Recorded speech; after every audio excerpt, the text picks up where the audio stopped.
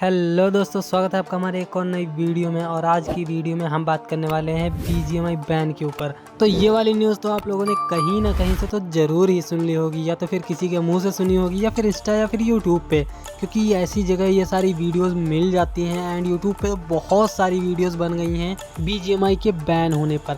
लेकिन किसी को ये नहीं पता है कि इसमें कितनी सच्चाई है या फिर कितना झूठ छुपा हुआ है।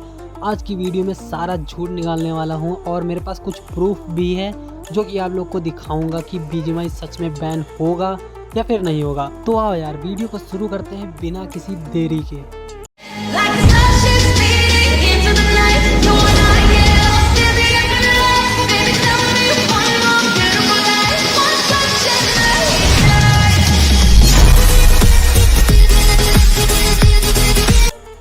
उन्नीस मार्च 2018 एक ऐसी डेट जिसने गेमिंग कम्युनिटी का फ्यूचर बदल दिया। इस दिन PUBG मोबाइल लॉन्च हुआ था। ये एक सिर्फ गेम नहीं था, ये क्रेज था, ये एडिक्शन था, और ये तो कई लोगों का करियर भी बन गया था। और इतना क्रेज और इतना पॉपुलर होने के बाद भी गेम का पहला बैन लगा 2 सितंबर 2020 को। और ये बैन इंडियन गवर्नमेंट ने लगाया था सिक्योरिटी के कॉन्सर्न पर। और फिर हुआ लॉन्ग वेट, 2 जुलाई 2021 PUBG मोबाइल वापस आया तो सही, लेकिन दूसरे नाम से, बैटलग्राउंड्स मोबाइल इंडिया। क्राफ्टन ने गेम को कस्टमाइज किया इंडियन ऑडियंस के लिए और लोगों ने गेम को खेलना फिर से शुरू कर दिया। लेकिन BGMI का भी सफर स्मूथ नहीं था। 28 जुलाई 2022 इस दिन BGMI पर भी बैन लग गया और ये बैन 10 महीनों तक लगा रहा। और अब 2025 में फिर से क्राफ्टन पर एक केस लगा है और बहुत सारे एलिगेशंस भी लगे हैं। कई लोगों ने तो मिस इन्फॉर्मेशन फैला रखी है पूरे गेमिंग कम्युनिटी में। व्यूज के लिए कोई कुछ भी बोले जा रहा है, पैरों पनौती है, फलाना फलाना XYZ। लेकिन अपन लोग इस पे बात नहीं करेंगे, अपन लोग बात करेंगे फैक्ट्स पे। अब आप लोग जरा इस हेडलाइन को देखिए, BGMI developer Krafton faces accusations of selling user data in India. ये हेडलाइन कल दोपहर से ट्रेंडिंग #1 पे है। और ऐसी हेडलाइन और आर्टिकल आपको हर जगह देखने को मिलेंगे। सब लोग यही छाप रहे हैं क्योंकि इससे इनकी वेबसाइट पे सबसे ज़्यादा ट्रैफिक देखने को मिलेगा। अब ये वाली लाइन आप लोग खुद ही पढ़िए। In response Krafton India has filed 2 writ petitions numbering 4806 and 5342/2024 in the Bombay high court seeking in stay of the investigations. अब इससे आपको ये पता चलता है कि क्राफ्टन खुद केस लेकर के बॉम्बे हाई कोर्ट चला गया है। और किसके माध्यम से? रिट पेटिशन के माध्यम से। वो खुद नहीं चाहता कि उसकी गेम पे कोई इफेक्ट पड़े और क्राफ्टन इंडिया का नाम खराब हो। अब पेटिशन का मतलब क्या है ये भी मैं आप लोग को बता देता हूँ। क्राफ्टन इंडिया ने 2 पेटिशन डाली हैं बॉम्बे हाई कोर्ट में।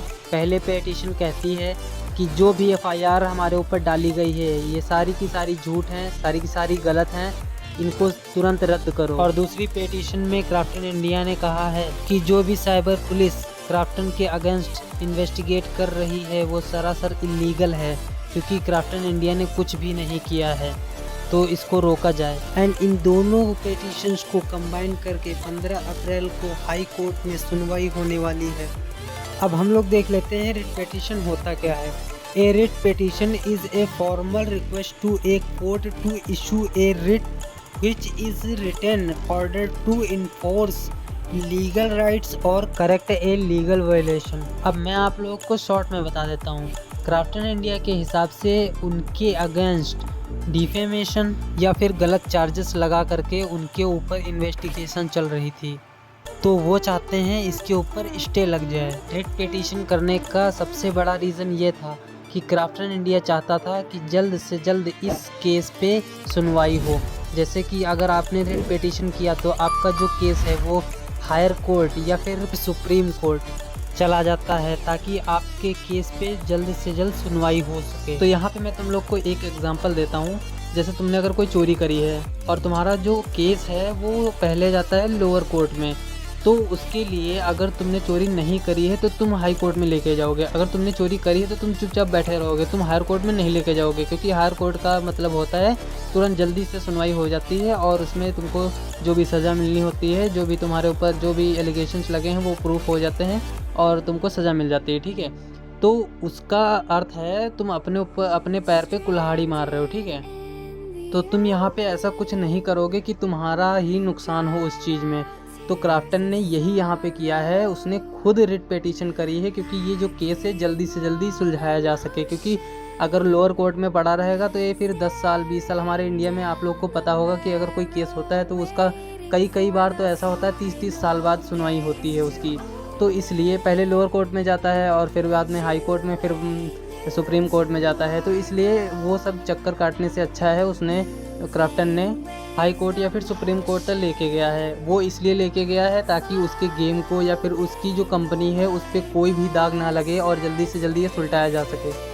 और देखिए गाइस, क्राफ्टन एक बहुत बड़ी कंपनी है, इसकी वैल्यूएशन अप्रॉक्सीमेटली 11.6 बिलियन $, है। कोरिया स्टॉक एक्सचेंज पर भी लिस्टेड है। और इतनी बड़ी कंपनी पे अगर कोई केस चलता है, खास करके इंडिया में जहां इनकी सबसे ज़्यादा मार्केट है, तो इनकी कंपनी पे बहुत बड़ा इफेक्ट पड़ता है, जिसकी वजह से इन लोगों ने रिट पिटीशन फाइल करी थी। खैर ये वाली वीडियो ज़्यादा लंबी ना हो इसलिए हम लोगों ने एक्ट के बारे में बात नहीं करी है। काफ़ी एक्ट लगे हैं हमारे BGMI पे, क्राफ्टन इंडिया पे, लेकिन हम लोगों ने उस पर बात नहीं करी है क्योंकि डायरेक्ट एक पॉइंट रख के हम लोगों ने बात करी है, जिससे आप लोगों को समझ आ गया होगा कि क्या क्या हुआ है, क्या नहीं हुआ है और क्या हो सकता है। तो देखते हैं 15 अप्रैल को क्या होता है। और आज की वाली वीडियो में इतना ही, बाकी मिलते हैं अगली वीडियो में। अगर वीडियो इन्फॉर्मेटिव लगी हो तो वीडियो को लाइक एंड कमेंट करके शेयर ज़रूर कर देना और कमेंट में बताना अपना perspective. See you again in next video, bye bye.